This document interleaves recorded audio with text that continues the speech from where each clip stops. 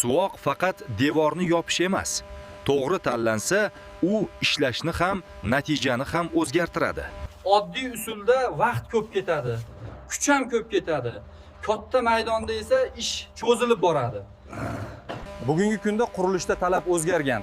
Odamlar endi faqat devorni tekislashni emas, qulay ishlashni va sifatli ichki muhitni ham xohlaydi. Shunday yechimlardan biri bu Aslan Spray suvoq. Bu gips asosli ichki devor va shiflar uchun mo'ljallangan mexanik purkashda qo'llanadigan suvoq. Ya'ni ishlash ham osonroq bo'ladimi? Ha, aynan shuning uchun. Apparat bilan ish ancha yengil ketar ekan. Temp ham ushlanadi, ish ham tartibli bo'ladi. Yuzasi ancha silliq chiqadi. Keyingi ishlov uchun ham qulay. Gipsli suvoq ichki yuzalarda silliq va estetik natija olishga yordam beradi. Bunday suvoqning foydasi faqat ko'rinishda emas.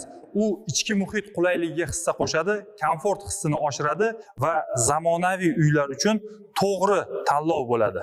Sifat jihatidan ham Aslan Spray suvoq o'zini ko'rsatadi, boshqa suvoqlarga nisbatan 20% ko'proq hajm beradi. Ko'pchilik mahsuloti 25 kg bo'lsa, bu mahsulot 30 kg qadoqda bo'ladi.